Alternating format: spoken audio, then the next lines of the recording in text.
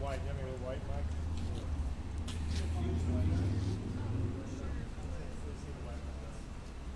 I'll go right back. There you go. I got one, Mike, if you need a white. Okay.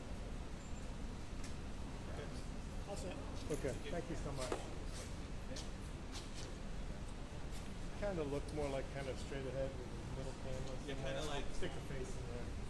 what, Brad, you want to stand back here though? Yeah, I am. Yeah, that's good. Thanks.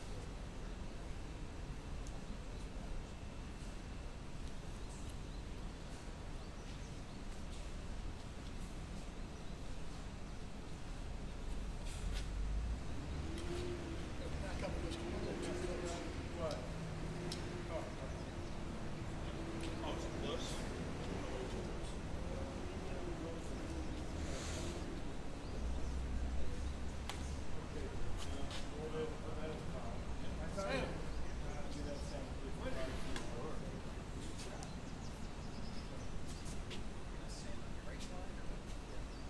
And again, we're going to follow these guys' lead.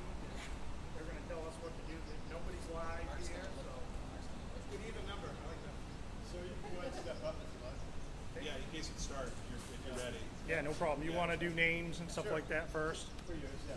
Okay, my name is Sean Essler. I'm currently the state fire marshal. SHAWN-ESLER.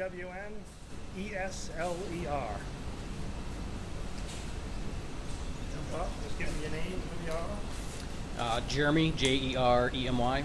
Last name is Dameron, Damren, and I'm a sergeant for the Southern Division of the Fire Marshal's Office.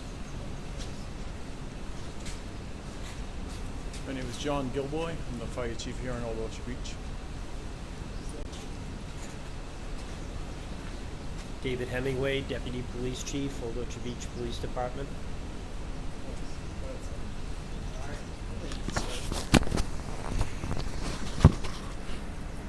We'll just do a couple quick sound checks. Everybody good? Yeah. All right. Perfect. I got to read my notes, so I want to make sure I'm in the way. Everybody good? Yes. You guys okay? All right. Perfect. Well, again, my name's Sean Essler. I'm the state fire marshal here in Maine. It's an unfortunate set of circumstances that have occurred this weekend. Saturday, July 26th at 48 Cascade Road here in Old Orchard Beach. The Old Orchard Beach Fire Department and Police Department were dispatched to a fire and explosion at a local campground. The campground is Powderhorn. Campground again at 48 Cascade Road. Upon arrival, fire department was met with a fire and 2 adult females that were severely burned.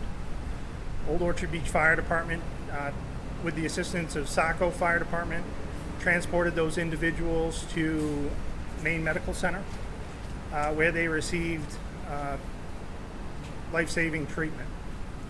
Unfortunately, we got word yesterday that both of those individuals had subsequently passed away. And I want to start by saying that it's incredibly important. These people were wonderful human beings. From all accounts that we've learned about, they were visiting Maine here this weekend and intended on having a wonderful weekend here in Old Orchard Beach. At this time, based on statements from those that are involved, we learned that they arrived to their camper.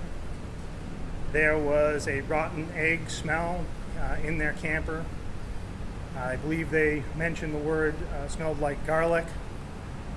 They opened up some windows and doors and subsequently lit a candle to help with the smell that was in the trailer.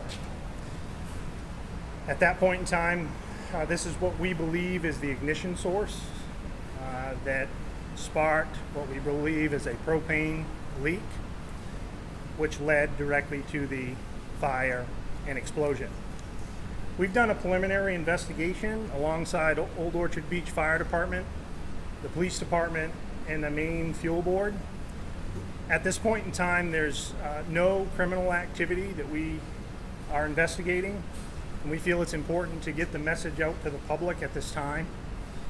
We have two possible causes, and we have more work to do. One of those causes is obviously what we're all thinking is system failure. It is possible that there was a propane leak either in a line set or an appliance, and we need to go back and do some further testing to confirm whether or not that is true. There's also a second possible cause of the leak that was noted by the first arriving fire department units, and that was specifically that they found a turn knob on a stove that was in the on position.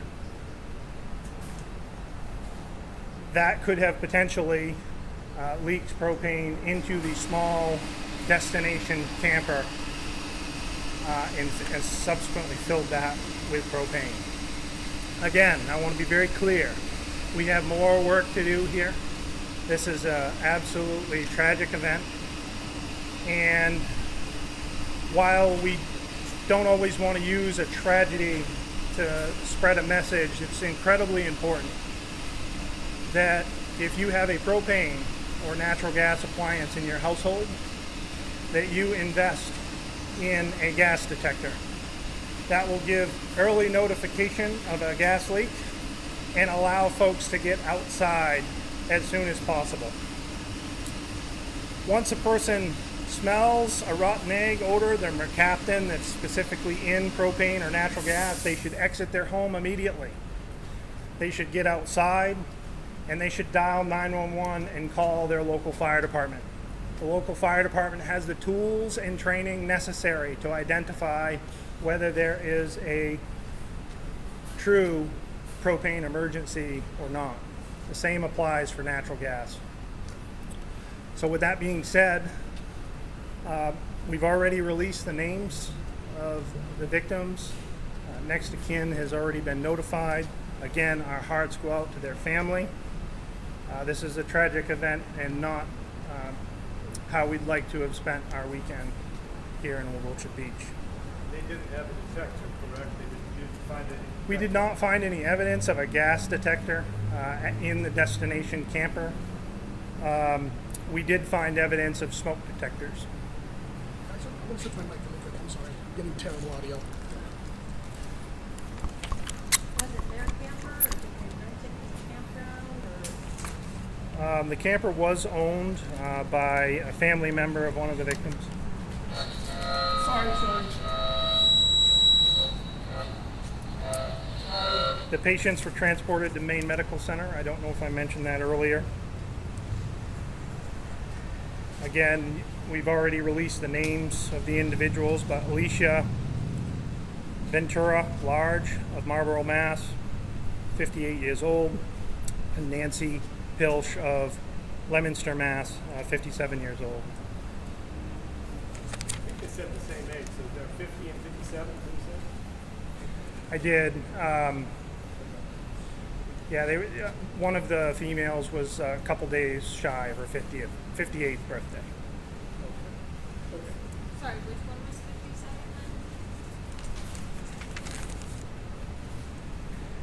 57 then? Nancy Pilch was 57. The other one was 58. That's correct. And again, unfortunately, I believe today would have been Nancy's birthday. So you said when they arrived to the camper that people involved reported a rotten egg smell. Was that the victims themselves? The victims That's what themselves. okay. Yes, ma'am. Were they just staying for the weekend? Were they staying for the season? I don't have that information. Because I know that area is like a seasonal area. So family member. I don't know. Is okay.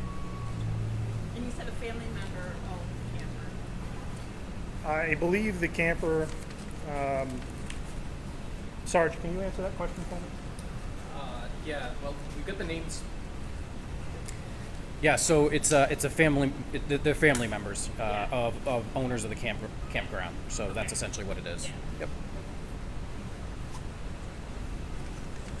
Sorry, could you say again who let's- smelled the rotten egg smell? The victims themselves. Oh, and how was So let me back up because I want to make sure that I answer that question. I believe that the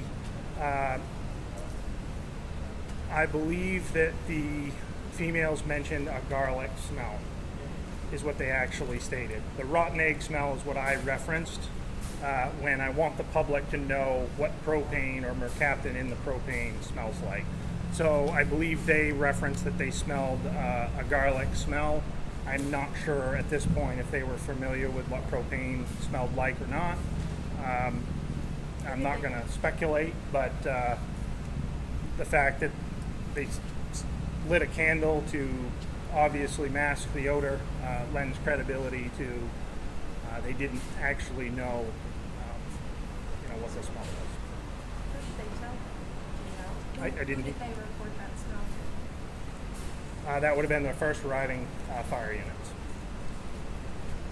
Question. Most of these campers, RVs, run off bottled gas. Do most of them have, because maybe it's for somebody who sees this, owns a camper, Yep. they might be thinking, well, maybe I should go check mine. Do most of them come with a gas detector pre-installed, or do you recommend that everybody go out and get an extra one? We absolutely recommend that everybody in a camper or at your home checks first to see if you have one or not. Some campers come with them, especially if they're manufactured new, but there's a lot of older campers out there, right? So check your campers, check your homes for gas detectors if your home or camper is serviced with LP or natural gas. If you don't have one, we recommend the purchase of one. If you do have one, great. So were the women conscious and able to speak when firefighters arrived? wasn't the paramedic that arrived, but yes, they were able to Relay that. certainly relay some information before they were treated at Maine Medical Center. Thank you. Yep. Could you describe a little bit about the tank setup of these propane, like how it was set up, how it was connected to the camper, and what it was used for, who set it up? I'm not sure who set it up, but it's not uncommon for campers to be piped with LP gas and have bottles that feed the system. I kept referencing a destination camper. Destination campers are often made to be brought to the scene and then set up. So sometimes like the LP is hooked up, the sewer system is hooked up, and more of a, I'm going to bring it there, I'm going to park it, and I'm going to leave it for an extended period of time.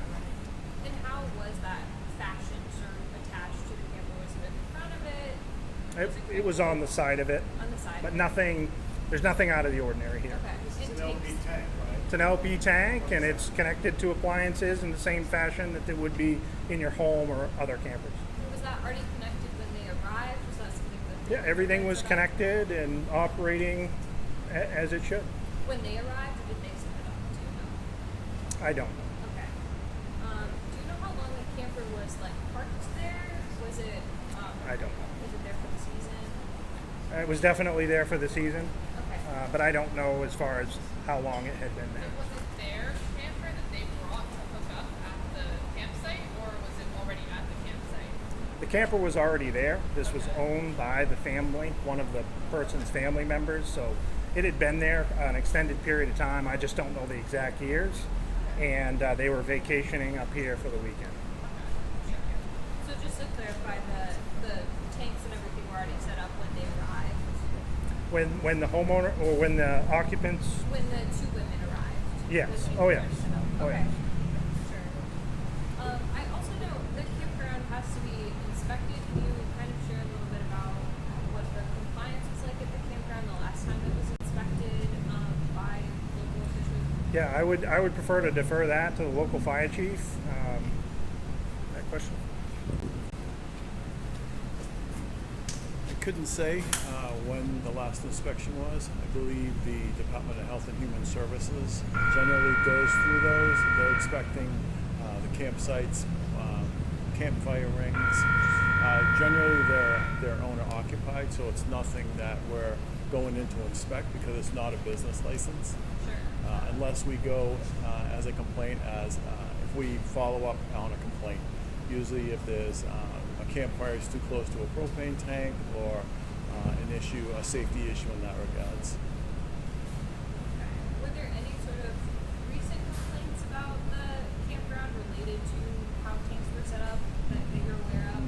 that I'm aware of. It was lasting compliance with the no changes. Yep, yep, no complaints or no issues in that area.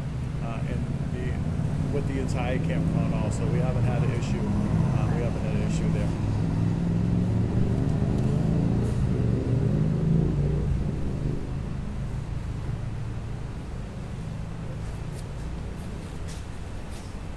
I just want to make sure that I clarify for the record so that there's no confusion whatsoever. Alicia is the owner, her and another one of her family members, and Nancy is a friend of Alicia that was visiting with her. Okay, does that help? And they're related to people that own Powderhorn, Alicia is related?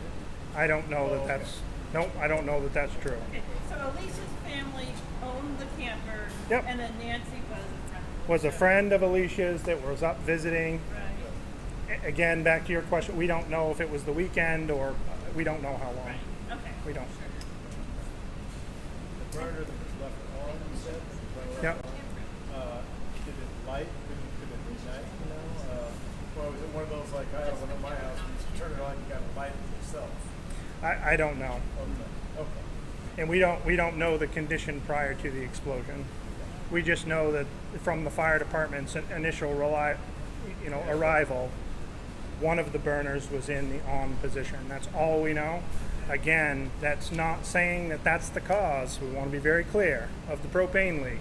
We have not done pressure testing on the system to isolate whether it was a true system failure, and we will do that in conjunction with the Maine Fuel Board and the insurance company that owns the camper in the future to try and rule out one or the other. Okay, I just want to be very clear and transparent with folks that we have more work to do. I had one more. Was it a newer camper or an old camper? It was an older camper. I believe it was in between 12 and 14 years old. Okay. Not brand new. Not brand new. Clarify again, so Alicia is the owner of the camper, not the campground, right? Correct. Okay, but were they friends of the campground's owners, or is that? No. Okay. Not, we don't have any information to support that. Okay, thank you. I thought I heard that at some point. That's why I just wanted to And- clarify. Thank and- you. It was like a seasonal site or. It's, I mean, this is a campground, this is a seasonal site, and again, visiting. So the tanks that were there, were they provided by the campground or by the Individual. This would be, whoever's using them? yeah, yeah. So whoever owned that particular camper or is leasing the lot would be responsible for everything outside of probably water and sewer. Everybody good? Absolutely. Thank you for your time. You're very, very welcome. I hope I was as clear as we can be. Chief, do you have anything? No, other than we'll continue to lend our support. The police department will continue to lend our support to the investigation with our officers and investigators as needed. We've been working closely with these agencies that are doing a very in-depth investigation of this. Thank you. Anything else, Chief? Appreciate it.